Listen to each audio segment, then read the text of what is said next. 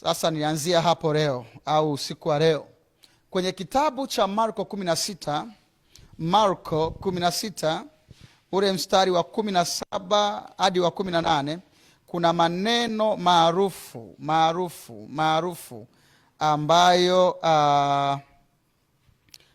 maarufu ambayo yalisemwa na mwenye kazi hii, Bwana wetu Yesu wetu. Alisema hivi, kuna ishara ambazo zitaambatana na hao kwa jina lake watatoa pepo, watasema kwa lugha mpya. Tukae hapo.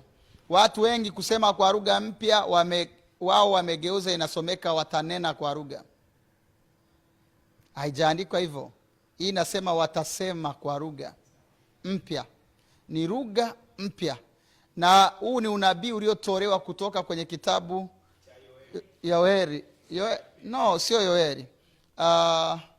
Kwenye Yeremia anasema, nami nitafanya agano jipya na nyumba ya Israel, nami nitawapa watu wangu lugha mpya. Lugha mpya. Sasa sisi wa kiroho sana tulichukua kwamba ile ni kunena kwa lugha, ila ukweli sio huo.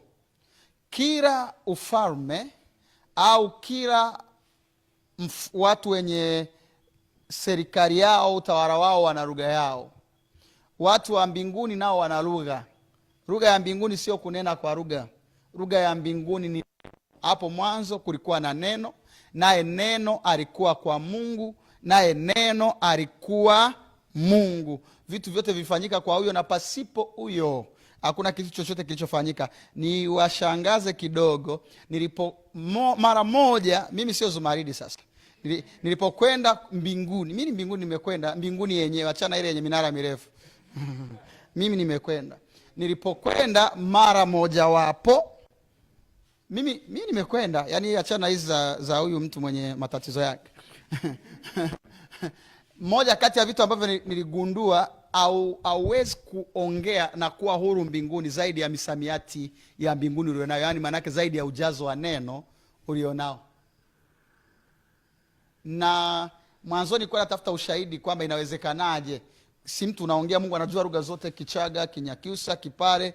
No, lugha inayotambulika mbinguni ni neno, kwa sababu hiyo ndio lugha ambayo akisema mtu wa Australia Mungu anamuelewa, akisema mtu wa Korea Mungu anamuelewa, akisema mtu wa Unyakyusani au Fipani au kule kwa Wahaya Mungu anamuelewa. Lugha pekee ambayo Mungu anaielewa universally ni lugha ya neno.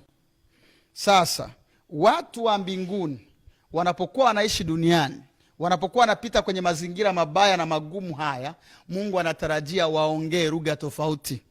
Waongee tofauti na watu wa dunia wanavyosema, kwa sababu watu wa dunia mambo yao yanaamriwa na yanayoonekana na yaliyopo. Ndio maana sisi tunaitwa watu wa imani. Hatuenendi kwa kuona, bali kwa imani, na imani haipo bila neno. Basi imani chanzo chake ni kusikia, na kusikia uja kwa neno.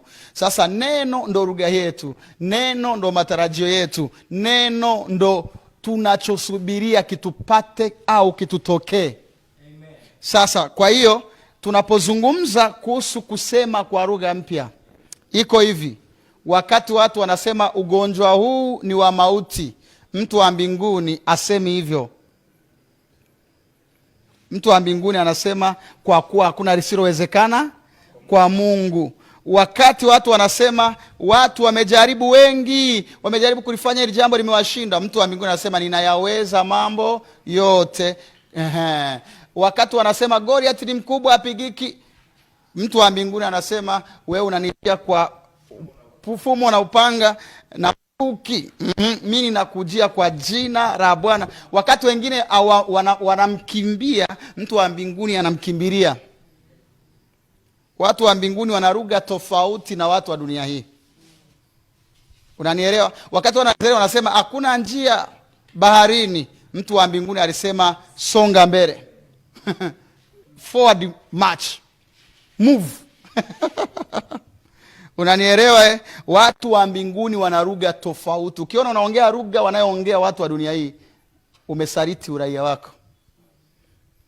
umeuza asili yako, umeongea kama wao. Umenielewa? Watu wa dunia hii walikuwa wanajiuliza, Samsoni anawezaje kubeba geti la mji akaweka mabegani akaondoka nalo, ambalo wao wanalitarajia hata jeshi la adui haliwezi kuvunja, ila Samsoni analitikisa, analing'oa, anaweka begani, anapanda, sio anateremka bondeni, anapanda nalo mlimani. Kwa hiyo akamwambia, tueleze asiri ya nguvu zako, wewe mbona uko tofauti na sisi? Watu wa mbinguni wako tofauti.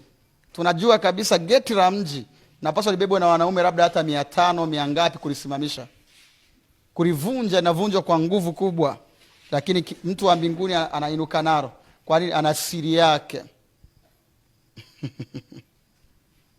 Hivi mnafahamu kwamba Samsoni pale alipoulia Wafilisti 1000 alisikia, baada ya hilo pambano alisikia kiu sana, na kiu ilikuwa kali. Akamwambia, Bwana, umenipa ushindi mkubwa dhidi ya adui zangu, lakini cha ajabu nimeshindwa kufa kwa mikuki, nimeshindwa kufa kwa panga na kwa mikono ya makomando ya Kifilisti, na kufa kwa kiu. Akazungumza lugha ya mbinguni, mahali pale yakapatikana maji bila kisima, bila nini na wala sio mwambani. Mnafahamu hiyo habari? Sasa nisikilize, mtu wa mbinguni ana lugha ambaye akiongea mwamba unatoa maji. Mungu alimwambia Musa, uambie mwamba, usemeshe lugha mwamba. Kuna lugha ukizungumza mwamba unaelewa, inakuwa ni sasa na aliyetumia mashine na mitambo kutoboa. Halo. Kuna lugha ambayo mtu wa mbinguni akiwa nayo vitu vinamtii. Huyu ni nani? Hata upepo na bahari vinamtii.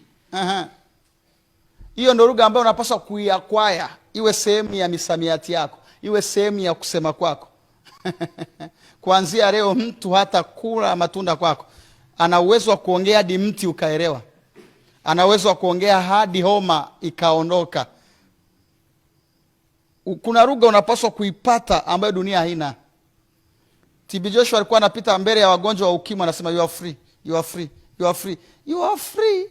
Mtu ana ukimwi miaka 28 anaambiwa you are free. You are free ya huyu wa mbinguni ni tofauti na you are free kama maneno ya lugha ya Kiingereza. Mtu wa mbinguni cha kwanza anaanza kujaza misamiati ya mbinguni ambayo ni neno. Anabinafsisha siri na mafunuo aliyoona katika neno, yanakuwa yeye. Alafu inafika mahali hata akiongea maneno sasa ya dunia hii, ili mradi ametoka kwenye ujazo wa vitu vyema alivyojaza. Mtu mwema katika hazina yake njema. Hata akisema umepona, umepona, hiyo ikirudiwa na mtu wa dunia, mtu anaugua na anazidiwa na kufa. Ikisemwa na huyu wa mbinguni sasa, kwa sababu ya ujazo na utajiri wa lugha alionayo kwanza, akisema umepona, anapona. Utakufa, hata kama daktari anasema yaani uko vizuri, wanashangaa amekufa. Tofauti iliyoko ni kwamba mtu wa mbinguni ana lugha, na hiyo lugha tunaigenerate kutoka katika neno la Mungu. Kwa hiyo kuna vitu vya kusema na kuna namna ya kusema. Wakati watu wanasema vijana wote wanahangaika na tamaa ya mwili, huwezi kuwa kijana na ukawa una dhambi, huwezi. Yaani ujana, kuna mwingine anasema nitendeje uovu mkubwa nimkose Mungu. Naye ni kijana ujue. Kuna mwingine anasema sitajitia unajisi kwa chakula cha mfalme, Danieli 1:8. Ni vijana wote hawa. Kwa habari ya vijana wale 4 Mungu aliwapa Danieli 1 hiyo. Kwa Danieli hakuwa mzee, alikuwa kijana. Kwa Danieli 1. Wakati vijana wengine wana compromise, yeye aliweza. Ana lugha tofauti na vijana wakati wake na kizazi chake. Maana yake sisi tuna lugha yetu. Unaanza na misamiati ya maandiko. Unayabinafsisha maandiko, yanakuwa sehemu ya maisha yako. Alafu baadaye hata ukiongea vitu vya kawaida vinatokea, vinakuwa, vinadhibitika. Sema amen.